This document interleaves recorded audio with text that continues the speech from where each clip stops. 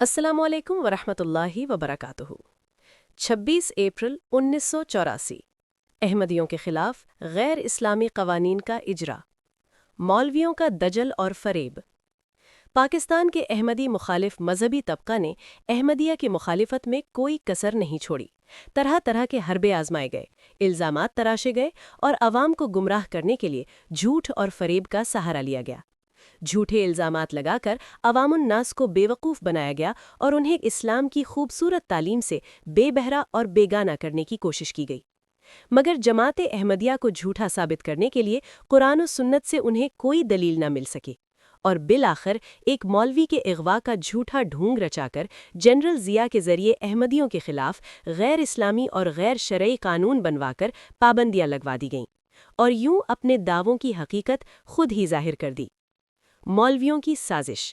مولانا اسلم قریشی کے مبینہ اغوا کی داستان، جسے بہانہ بنا کر جماعت احمدیہ پر اسی طرح مظالم توڑے گئے جیسے گزشتہ انبیاء کے مخالفین اپنے زمانے میں کرتے رہے، جن کا ذکر قرآن کریم میں جا بجا ملتا ہے۔ دیکھو ایک شاطر دشمن نے کیسا ظالم کام کیا، پھینکا مکر کا جال اور طائر حق زیر الزام کیا۔ ناحق ہم مجبوروں کو ایک تہمت دی جلادی کی، قتل کے آپ ارادے باندھے ہم کو ابس بدنام کیا۔ دیکھو پھر تقدیر خدا نے کیسا اسے ناکام کیا، مکر کی ہر بازی الٹا دی، دجل کو تش تز بام کیا۔ الٹی پڑی سب تدبیریں، کچھ نہ دغا نے کام کیا۔ دیکھا اس بیماری دل نے آخر کام تمام کیا۔ زندہ باد غلام احمد، پڑ گیا جس کا دشمن جھوٹا۔ جاء الحق وزحق الباطل ان الباطل کان زہوقا۔ آخر کار سچ سامنے آیا اور جھوٹ اپنے انجام کو پہنچا۔ تاریخ گواہ ہے کہ حق کو دبانے کی ہر کوشش ناکام ہوئی ہے۔ اپنا منہ ہی کر لیا گندا پاگل نے جب چاند پہ تھوکا۔ جاء الحق وزحق الباطل ان الباطل کان زہوقا۔ آپ سنیں گے اس ویڈیو میں تحریک ختم نبوت کے سرکردہ رہنما مولانا زاہد الراشدی صاحب کی زبانی۔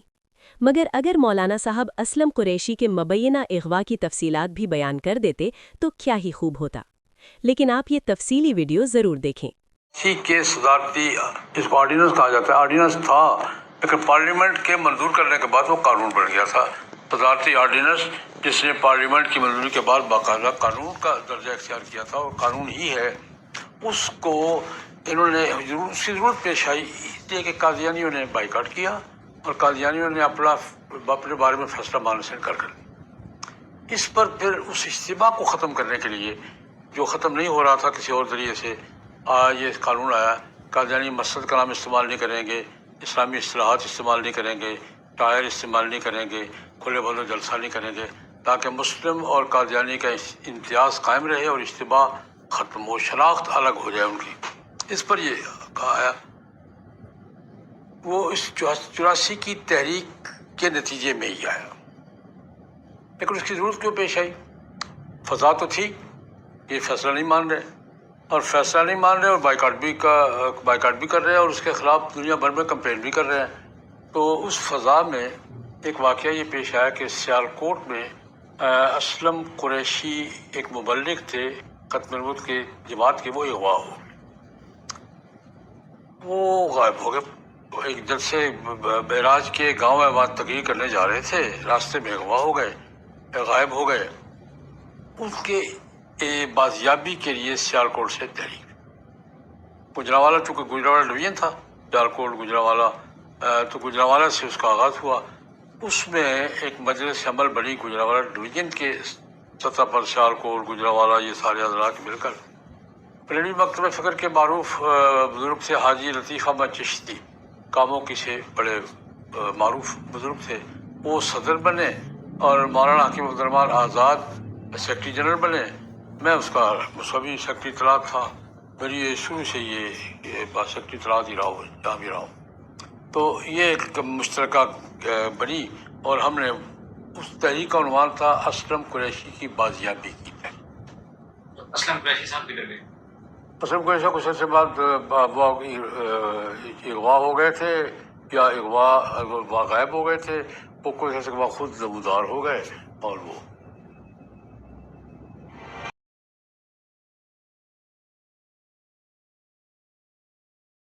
یہ ایک کھلی حقیقت ہے کہ جماعت احمدیہ کے مخالفین کی ہر ایک تحریک کی بنیاد کلیتاً جھوٹ پر مبنی ہوتی ہے، چاہے یہ مخالفت عقائد کے میدان میں ہو یا جماعت احمدیہ کے بانی اور آپ کے خلفاء کی کردار کشی سے متعلق ہو۔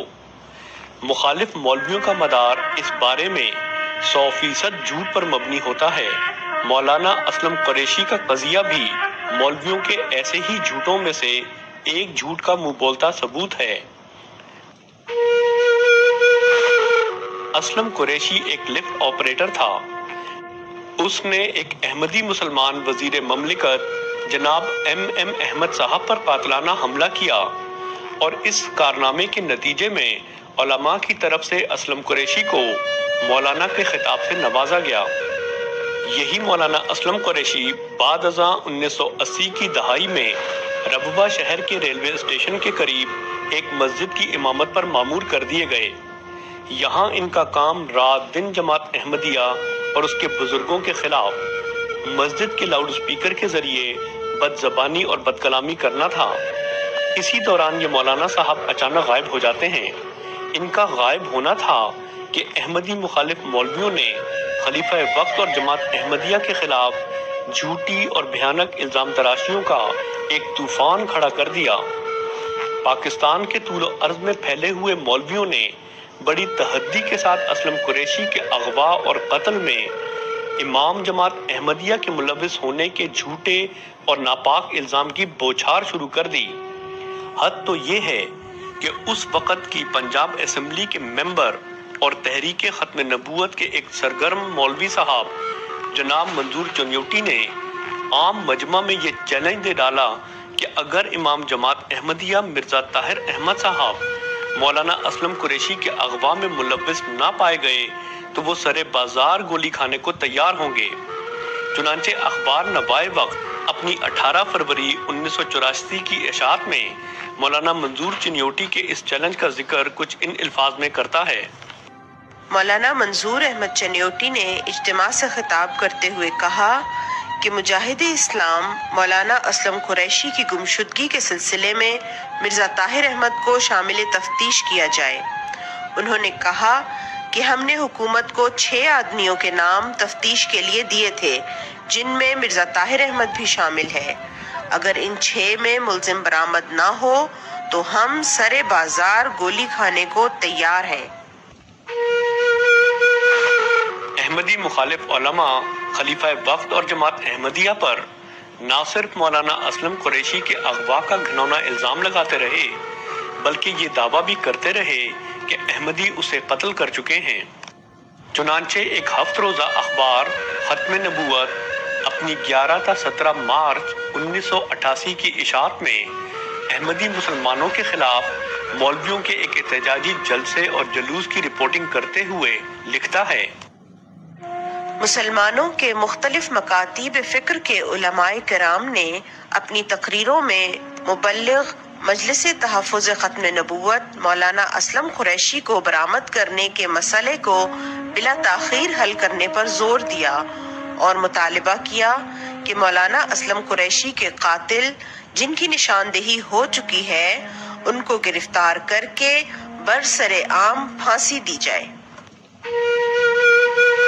مختصر یہ کہ یہ علماء کہلانے والے مولوی صاحبان جماعت احمدیہ پر مولانا اسلم قریشی کے اغوا اور قتل سے متعلق انتہائی جھوٹی کہانیاں عوام میں مشہور کر کے ان میں اشتعال پیدا کرتے رہے، اور ان مولویوں کو سچا سمجھنے والے عام مسلمانوں کا یہ اشتعال احمدی مسلمانوں کے لیے مسلسل 5 سال سے زائد عرصے تک مصائب اور جانی اور مالی نقصان کا سبب بنتا رہا۔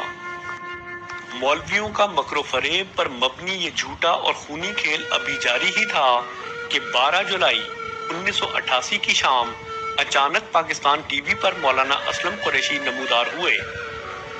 مولانا اسلم قریشی نے ٹی وی پر پوری قوم کے سامنے یہ اعتراف کیا کہ انہیں کسی نے اغوا نہیں کیا تھا بلکہ وہ گھریلو پریشانیوں اور اقتصادی بدحالی کے باعث خود ہی گھر سے چلے گئے تھے۔ انہوں نے بتایا کہ وہ سندھ کے مختلف دیہاتوں سے ہوتے ہوئے بلوچستان اور پھر وہاں سے ایران چلے گئے تھے۔ مولانا اسلم قریشی کا یہ بیان منظر عام پر آنا تھا کہ احمدی مخالف علماء کی صفوں میں کھلبلی مچ گئی اور وہ اپنے مکر و فریب اور گھنونے جھوٹ کا پردہ چاک ہوتا دیکھ کر کھسیانی بلی کی طرح کھمبا نوچنے لگے۔ چنانچہ یہ مولوی حضرات اپنے ساتھی کی زندگی کی خبر پر خوش ہونے کے بجائے اپنے جھوٹ کے کھل جانے کے باعث بدحواسی کے عالم میں انتہائی احمقانہ بیان بازی کرنے لگے۔ ان احمقانہ بیانات میں سے سب سے دلچسپ بیانات اس وقت کے مجلس تحفظ ختم نبوت کے نائب امیر مولانا مفتی احمد الرحمان صاحب کے ہیں۔ روزنامہ نوائے وقت مورخہ 13 جولائی 1988 کے مطابق مولانا مفتی احمد الرحمان صاحب نے دعویٰ کیا کہ یہ وہ اسلم قریشی نہیں ہے۔ چنانچہ مذکورہ اخبار لکھتا ہے، یہ مولانا اسلم قریشی نہیں۔ مولانا مفتی احمد الرحمان کا بیان۔ مجلس تحفظ ختم نبوت کے نائب امیر مولانا مفتی احمد الرحمان نے ریڈیو اور ٹیلی ویژن کے ذریعے مولانا اسلم قریشی کی بازیابی کے سلسلے میں جاری کی جانے والی خبر کو قطعی بے بنیاد اور شرانگیز قرار دیا ہے اور کہا ہے کہ جس شخص کو ٹیلی ویژن پر اسلم قریشی بنا کر پیش کیا گیا ہے مولانا اسلم قریشی نہیں ہے بلکہ کوئی اور ہے جس کے منہ سے خود ساختہ کہانی منسوب کی گئی ہے، اور اگر وہ مولانا اسلم قریشی ہے تو پھر اغوا کے بعد 6 سال تک ان کی برین واشنگ کی گئی ہے۔